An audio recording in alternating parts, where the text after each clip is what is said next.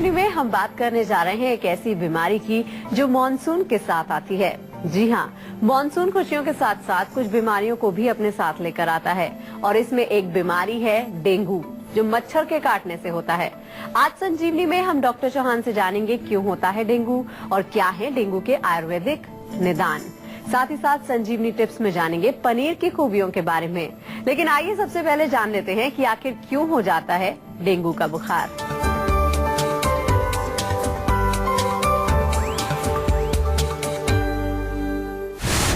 अगर आपको तेज बुखार है, अगर आपके जोड़ों में दर्द है, अगर आपका ब्लड प्रेशर लो है, अगर आपकी स्किन पर लाल चकत्ते पड़ रहे हैं, तो हो जाइए होशियार, वरना आप हो सकते हैं डेंजरस डेंगू के शिकार। आजकल डेंगू एक जानलेवा बीमारी बनती जा रही है, जिससे हर साल काफी लोगों की मौत हो जाती है। ऐसे में सबसे पहले डॉक्टर चौहान से जान लेते हैं कि डेंगू क्यों होता है और कितना खतरनाक होता है डॉक्टर साहब ये डेंगू का बुखार। देखिए, जैसा आपने शुरू में कहा कि मानसून के सीजन में या मानसून के बाद ये रोग काफी देखने को मिलता है, क्योंकि एक विशेष प्रकार का मच्छर है जिसको एडिस एजिप्टी उसका नाम है, उसकी एक जो ब्रीड है, उसमें ये वायरस जो है उसके माध्यम से ये फैलता है। ये हमारे जो जनसंख्या को ये रोग पहुंचता है। इसका होता कैसे है, जैसे आपने पूछा कि किस प्रकार से होता है, कि ये वाला जो मच्छर होता है ये किसी इन्फेक्टेड व्यक्ति को काट ले तो उसके अंदर वो वायरस आ जाता है और फिर ये मच्छर किसी दूसरे आदमी को जब काटता है तो उसको वो वायरस ट्रांसफर कर देता है। इस तरह से ये फैलता है। खतरनाक बहुत होता है। खतरनाक इसलिए होता है कि ये हमारे शरीर में जो रक्त जो हमारा खून है, उसमें जो विशेष हमारी प्लेटलेट्स होती हैं, प्लेटलेट्स काउंट जो है बहुत डाउन हो जाता है और इतना डाउन हो जाता है कि कई बार व्यक्ति की मृत्यु तक भी उसमें हो सकती है। तो काफी खतरनाक है। अगर डेंगू सही समय पर उसका उपचार ना हो तो वो जानलेवा भी हो सकता है। एक कॉलर हमारे साथ जुड़ गए हैं, प्रदीप है अंडमान से। जी, क्या जानना चाहते हैं आप? हेलो जी नमस्कार। जी नमस्कार सर, बताइए जी, क्या प्रश्न है? ये जानना चाहूंगा सर, क्या कहते हैं एक्चुअली जो एक गांठ होती है ना, गांठ।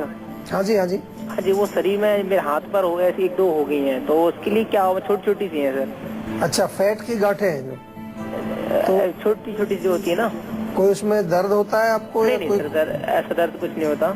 अच्छा, देखिए, फैट की गांठें हो जाती हैं शरीर में कई जगह पर, लाइपोमा उसको कहते हैं अंग्रेजी में। तो उसका जो मूल कारण है कि हम जो बार बार आपको कई बार बताते हैं अपने शो के माध्यम से कि खाना जब नहीं पचता है ठीक से और जो बिना पचा हुआ खाना उससे एक चिकनाई बनती है जिसको आम बोलते हैं, तो ये आम जा करके जो फैट कैरिंग चैनल से वहां जाके डिपॉजिट होकर के वहां ब्लॉक कर देता है। तो जो हमारा जो हमें फैट टिश्यू है, जो मेद धातु जिसको हम कहते हैं, वो बीच बीच में रुक करके उसकी गांठें बन जाती हैं। डॉक्टर लोग अक्सर कहते हैं कि कोई इसका नुकसान नहीं है, कोई प्रॉब्लम नहीं है, पड़ी रहेगी ऐसी। कभी कभार कहेंगे आपको कि ऑपरेशन करा लो, इसको निकलवा दीजिए। लेकिन हम कहते हैं कि क्यों ना उसके कारण कोई पहले ठीक किया जाए, पाचन को ठीक किया जाए, आम को पचाया जाए। आम पचाने के लिए आम पाचक चूर्ण की हम बात करते हैं, कई बार आपने सुना होगा। आम पाचक चूर्ण हमारा जो है उसमें सौंठ, जीरा, धनिया, ये 10-10 ग्राम ले लीजिए। सूखा पुदीना और सौंफ का पाउडर ये आप 20-20 ग्राम ले लीजिए। ये मिलाकर के और मिक्सचर जो तैयार होगा आपका, उसमें से एक-एक चम्मच आप सुबह शाम ले सकते हैं। इसके अलावा थोड़ा सा जो है आप खाने पीने में फैट वाली चीजें कम खाइए और आयुर्वेद में कुछ विशेष औषधियां हैं, उनका सेवन आप शुरू कर दीजिए। औषधियों से क्या होगा कि जो चैनल्स ब्लॉक हो गई हैं, जो स्रोतस अवरुद्ध हैं, वो स्रोतस शोधन उनसे होगा, शुद्धि उनकी होगी, टॉक्सिन्स वहां से जो है वो साफ होंगे और आपको रिलीफ मिलेगा। अभी आपने जैसे कहा कि 2-3 गांठें हैं, छोटी हैं, तो मैं तो कहूँगा अभी शुरू कर दीजिए। कई बार होता क्या है, हमारे पास लोग आते हैं बड़ी बड़ी गांठें, और गांठें भी 25, 30, 20, 10, 15 ऐसी आपके पूरे जगह जगह पर है। अब वहां पर बड़ा मुश्किल हो जाता है क्योंकि रोग बहुत एडवांस स्टेज में पहुंच चुका है। दवाइयां भी हम दें तो दवाइयां जो है वो बहुत कम असर उस समय दिखाती हैं। कुछ फर्क पड़ता है तो फिर पेशेंट जो है वो कहते हैं जी अब ये तो काम नहीं कर रही है दवाई आपकी। तो मैं इसलिए कहता हूँ कि रोग जब शुरू हो तभी उसका इलाज करिए।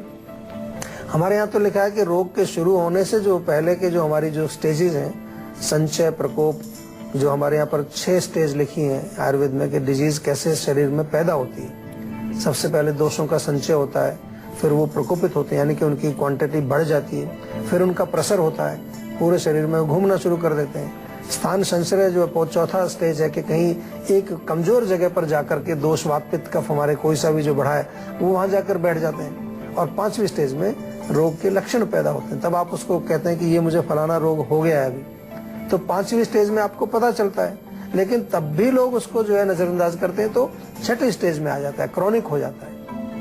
तो हम तो कहते हैं कि जब प्रथम लक्षण आपके संचय के समय में वात पित्त कफ जब संचित होते हैं, एक्यूमुलेशन उनका होता है, वहीं पर उसको क्यों ना दबा दिया जाए। अभी तो रोग आया ही नहीं, रोग बना ही नहीं अभी। तो आयुर्वेद बहुत अच्छी एक शिक्षा है, बहुत अच्छी नॉलेज है। इसको जरूर हर व्यक्ति को, किसी भी प्रोफेशन में है, कोई भी आप हैं, किसी भी देश के हैं, इवन हमारे साथ तो अभी बहुत सारे डॉक्टर्स हैं, एलोपैथिक डॉक्टर्स, वो हमारे अच्छे मित्र हैं।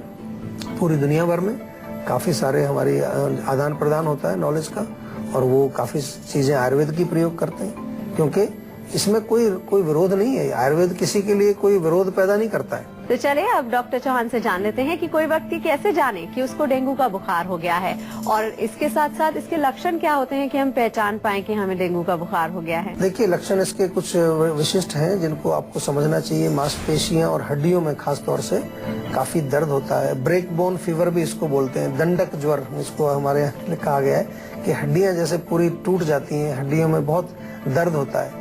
इसके अतिरिक्त जो है बहुत तीव्र वेदना, सिर दर्द बहुत तेज होता है। हाई फीवर तो होगा ही, शरीर में कमजोरी महसूस होना, रैशेस भी हो जाते हैं कहीं कहीं पर, कभी कभी मसूड़ों से खून आने लगता है। और इसका जो टेस्ट कराते हैं जब, तो आपकी प्लेटलेट काउंट्स जो है ब्लड के अंदर काफी लो आ जाती है। ब्लीडिंग के कारण, वीकनेस के कारण, और शरीर में लक्षण इतने हो जाते हैं कि शरीर में बहुत कमजोरी आ जाती है। और ऐसा भी स्थिति आ सकती है कि अगर सही समय पर उपचार ना हो तो मृत्यु तक पेशेंट की हो जाती है। एक कॉलर हमारे साथ जुड़ गई हैं, आयशा है मुंबई से। क्या जानना चाहती हैं आप? हाँ जी, नमस्कार डॉक्टर जी। नमस्कार जी। हाँ जी, मैं आपसे ये जानना चाहूंगी कि हेयर फॉल से कैसे बचा जाए। हेयर फॉल से कैसे बचा जाए, बड़ा सिंपल है। हेयर फॉल से बचने के लिए हेयर केयर करना चाहिए। अगर बाल हैं आपके पास, और बाल सभी के होते हैं, उसकी केयर नहीं करते हैं, उसको बल्कि खराब करने पर तुले रहते हैं हमेशा।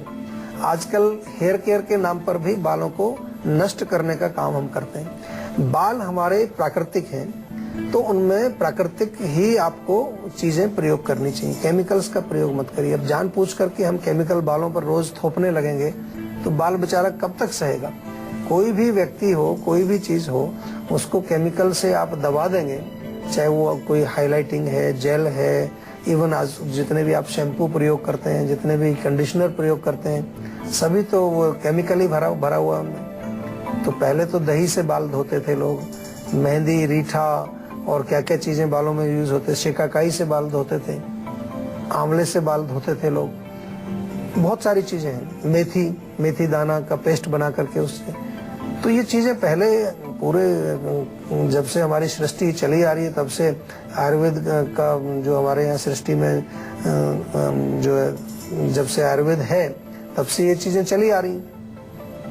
तो अभी बालों को अगर सुरक्षित रखना है तो एक तो उनकी केयर करना चाहिए नेचुरल तरीके से। अब आप कहें जी अब कौन मेथी भिगोएगा, कौन उसको पीसेगा, हमारे पास टाइम नहीं है। ये बड़ा अच्छा बहाना है आजकल लोगों के पास कि हमारे पास टाइम ही नहीं होता। तो हम बहाने से आपको बचने नहीं देंगे। हमने अब आयुर्वेदिक उत्पाद ऐसे बना दिए आपके लिए। हमारे यहाँ आंवला शैम्पू है, नीम का शैम्पू है, बादाम का शैम्पू है, पपीते का शैम्पू है, वो लीजिए आप, उसका प्रयोग करिए। बालों के लिए तेल है, तो उनका प्रयोग तो करना चाहिए ना। जब आपके पास चॉइस है, ऑप्शंस हैं और अच्छे हैं, ऐसा नहीं कि कोई अभी बनाए। अभी कम से कम 25-30 साल से जो है हमारे यहाँ पर जो लोग, हमारे जो काम चल रहा है उसमें लोग प्रयोग करते हैं, अच्छे रिजल्ट हैं, बहुत अच्छे। तो इस प्रकार से आप बालों की देख रेख करें। और ये दूसरी चीज इंटरनल आपको ध्यान रखना है, अच्छा पोषण लें। बालों के लिए पोषण के लिए प्रोटीन जरूरी होता है। बालों के पोषण के लिए बहुत आवश्यक है कि पित्तवर्धक चीजें आप ना खाएं, ज्यादा कूलिंग रहे, थोड़ा शरीर को कूल रखना है, गर्मी ज्यादा ना हो, ज्यादा गर्म भोजन ना खाएं। तो इस प्रकार से बाल आपके सुरक्षित रहेंगे। बाल को अच्छी तरह से आप देख रेख रखेंगे तो वो लंबे समय तक, लंबी आयु तक वो स्वस्थ रहेगा और आपकी सुंदरता भी बनी रहेगी। तो अब डॉक्टर साहब से जान लेते हैं कि कब खतरनाक हो जाता है डेंगू। साथ ही साथ ये भी जान लेते हैं कि डेंगू के मच्छरों की कुछ अलग पहचान होती है, जैसे कि मलेरिया के मच्छरों की पहचान तो थोड़ी अलग होती है। देखिए, मच्छर जो होते हैं डेंगू के, जैसा आपने सुना होगा कि वो साफ पानी में ज्यादा ब्रीड करते हैं, गंदे पानी में नहीं होते हैं। और डेफिनेटली उनकी जो वैरायटी है, जो नाम मैंने बताया, एडिस एजिप्टी या दूसरे मलेरिया का अलग मच्छर होता है, ये अलग टाइप का होता है। तो ये उनकी एक अलग फिजियोलॉजिकल पहचान, वो तो एक अलग चीज है, उसमें हमें डिटेल में नहीं जाना है। लेकिन हमें ये जरूर देखना है कि वो किस कंडीशन में ज्यादा पैदा होता है। तो मुख्य रूप से साफ पानी में, तो जहाँ कहीं साफ पानी है, कूलर है, पानी की टंकी है, उनको नियमित रूप से आपको जो है चेक करना है। उसमें अगर कुछ आपको कुछ औषधियाँ डालनी है, कुछ स्प्रे करना है, वो जरूर करना चाहिए। खासतौर से जहाँ पानी जमा रहता है उन जगहों पर विशेष ध्यान आपको रखना है। इसके अलावा दूसरी चीज है कि कब खतरनाक हो जाता है। तो खतरनाक ये हो जाता है कि बॉडी में जब प्लेटलेट्स की क्वांटिटी बहुत कम हो जाती है, जो बहुत आवश्यक है हमारे शरीर की। एक खून का हमारा जो ब्लड होता है उसमें कई प्रकार की सेल्स होती हैं, आपने सुना होगा WBC, RBC, प्लेटलेट्स, उसमें होते हैं। तो वो जब क्वांटिटी उनकी कम होती है या मसूड़ों से खून आने लगे, शरीर में शक्ति बिल्कुल ना रहे, कमजोरी बहुत आ जाए, ब्लीडिंग कहीं शुरू हो जाए, तो वो फिर खतरनाक स्थिति होती है। देखा होगा आपने कई बार, जब ऐसी स्थिति होती है तो उसको प्लेटलेट भी चढ़ाए जाते हैं, कई बार खून भी देना पड़ता है पेशेंट को, उसको बचाने के लिए, उसकी रक्षा करने के लिए।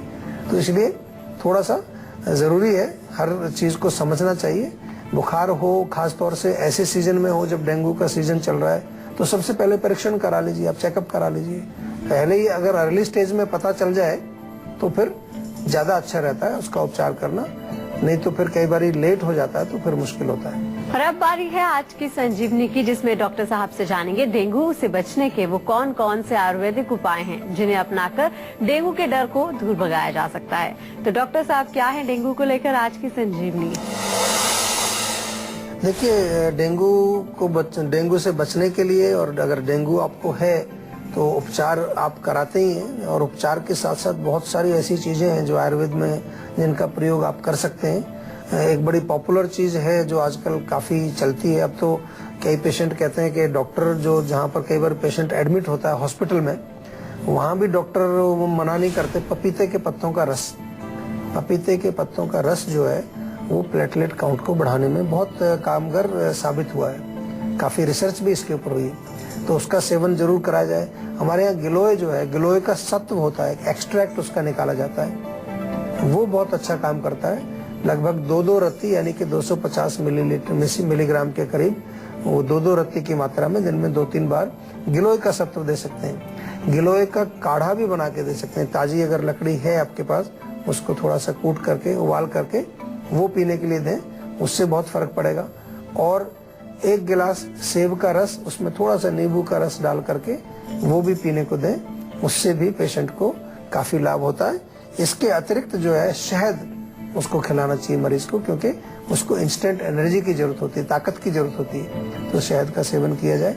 लेकिन उपचार प्रॉपर करना चाहिए, चेकअप जरूर करते रहना चाहिए, अच्छी तरह से निरीक्षण परीक्षण उसका करते रहना चाहिए, ताकि हम एक मॉनिटरिंग उसकी सही प्रकार से रोगी की कर सकें। तो किन चीजों का परहेज रखना चाहिए डॉक्टर साहब? किस तरह की सावधानियां अगर हमें डेंगू हो गया है तो बरतने की जरूरत है? देखिए, बहुत इम्पोर्टेंट है कि इम्यूनिटी को बनाए रखना है, ब्लड काउंट जो विशेष रूप से प्लेटलेट्स को हमें मजबूत रखना है। तो भोजन ऐसा करें कि जो शक्ति बढ़ाए, लेकिन साथ में सुपाच्य भी हो, क्योंकि कमजोरी होती है, अग्नि मंद हो जाती है।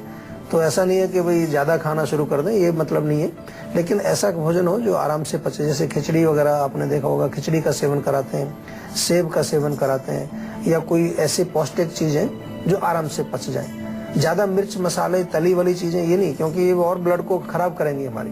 पित्तवर्धक चीजें बिल्कुल ना लें, गर्म चीजें ना लें, कोई बहुत ज्यादा मिर्ची, अचार, खटाई, नॉनवेज, और चाय कॉफी भी ना पिए, बहुत अच्छा रहेगा आपके लिए। और स्मोकिंग ड्रिंक्स, इसका तो कोई मतलब ही नहीं बनता है कि आपको डेंगू हो रहा है और आप ड्रिंक ले रहे हैं, वो तो फिर उसका कोई सवाल ही नहीं पैदा होता उसको। और आइए आप संजीवनी टिप्स में डॉक्टर साहब से जान लेते हैं कि पनीर की क्या खूबियां होती हैं। तो डॉक्टर साहब, पनीर को लेकर क्या है संजीवनी? देखिए, पनीर बहुत एक पौष्टिक भोजन है। पनीर अगर अच्छी तरह से बनाया, घर का पनीर हो तो बहुत अच्छा रहता है। उसमें प्रोटीन की क्वांटिटी होती है काफ़ी मात्रा में, कैल्शियम बहुत होता है। तो जिन लोगों को हड्डियों के रोग हैं या ऑस्टियोपोरोसिस की तकलीफ है, कैल्शियम की कमी है, वो पनीर का सेवन करें, बहुत फायदा करता है। या नॉर्मली भी अगर आप पनीर का सेवन करेंगे तो आपकी हड्डियां अच्छी रहेंगी, दांत आपके अच्छे स्वस्थ रहेंगे, तो उसके लिए आप उसका सेवन कर सकते हैं। इंस्टेंट एनर्जी अगर आपको चाहिए, थकावट हो रही है, शरीर गिरा गिरा सा है, बिल्कुल जान नहीं है, थोड़ा सा पनीर उसमें शहद मिला के खाइए, इंस्टेंट एनर्जी मिलेगी आपको तुरंत। इसके अतिरिक्त जो है, जो ग्रोइंग बच्चे हैं हमारे, जिनकी उम्र बढ़ रही है, अभी बढ़ती उम्र के बच्चे हैं, उनके लिए पनीर बहुत बढ़िया है, क्योंकि शरीर में काफ़ी पोषण, काफ़ी शक्ति उससे मिलती है, एनर्जी काफ़ी मिलती है। इसी प्रकार से जो प्रेग्नेंट महिलाएं होती हैं या जो महिलाएं ब्रेस्ट फीडिंग करा रही हैं, बच्चे को दूध पिला रही हैं, उसके लिए बहुत ही अच्छा है। और इसमें ओमेगा 3 आपने आजकल सुना होगा, ओमेगा 3 फैटी एसिड्स का काफ़ी प्रचार है। ओमेगा 3 फैटी एसिड्स भी इसमें होते हैं। उससे क्या होता है, हमारे ब्रेन के अंदर लुब्रिकेशन प्राप्त होता है। हमारे ब्रेन में एक लुब्रिकेंट होता है, वो सूख जाए तो ब्रेन में कई तरह की जो है कमजोरियां आ जाती है। जोड़ों में हमारे लुब्रिकेशन उससे मिलता है, तो ये भी उसके अंदर है। तो इसलिए काफ़ी सारे फायदे आपको होंगे। पनीर का सेवन करें, लेकिन पनीर को उतनी मात्रा में खाएं जो पचा सकें, और तल के ना खाएं, उसको फ्राई नहीं करना। उसको कच्चा पनीर थोड़ा सब्जी में डाल लें या ऐसे कच्चा खाएं, थोड़ा चाट मसाला लगा के भी खाते हैं लोग, तो उसका सेवन करने से अच्छा रहता है। सब्जी भी बना सकते हैं आप, लेकिन उसको फ्राई ना करें, वो ज़्यादा अच्छा रहेगा।